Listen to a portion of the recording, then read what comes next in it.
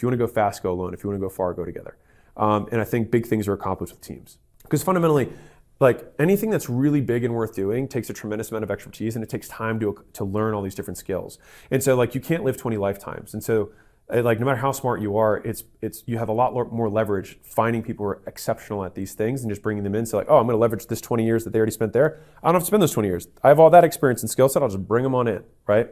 Now, the next level that ends up coming up, and this is the bigger businesses will hear me in the room, you're going to have marketplace changes, because now you're big enough where like markets do move you, right? When you're really, really small, like basically like it doesn't matter how small the industry is. If you're trying to make $100,000 a year, you can do it.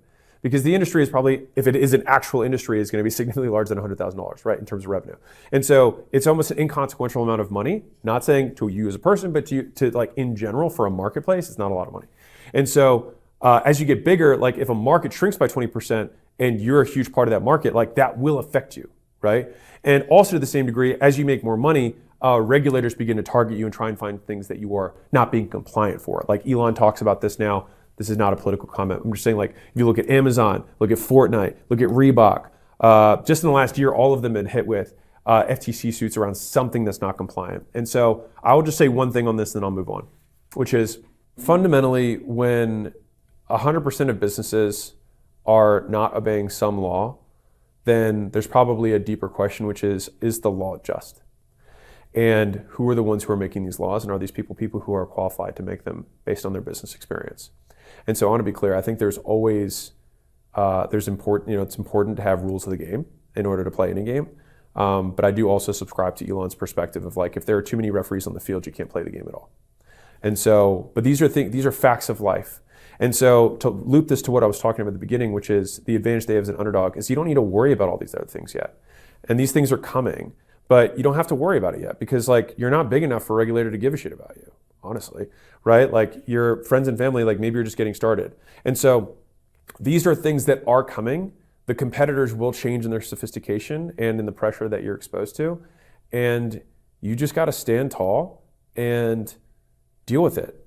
But as an underdog, you're like, not my problem right now. I just got to focus on what's in front of me. And so that's the advantage that you have.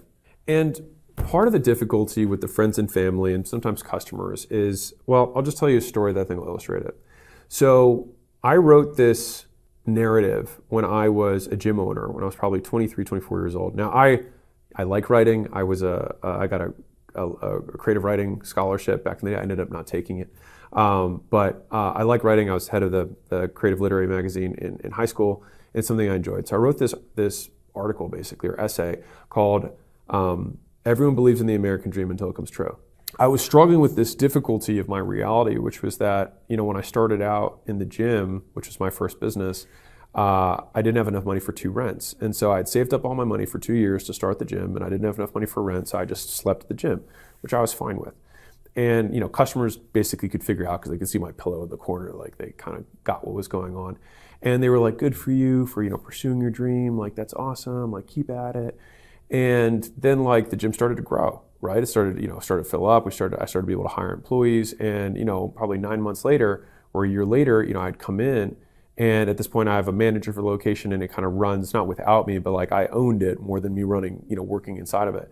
And I would show up, and then like, the clients would be like, boss man's here, And I remember being like, wait, you guys said that you were rooting for me to pursue my dream, and now that I've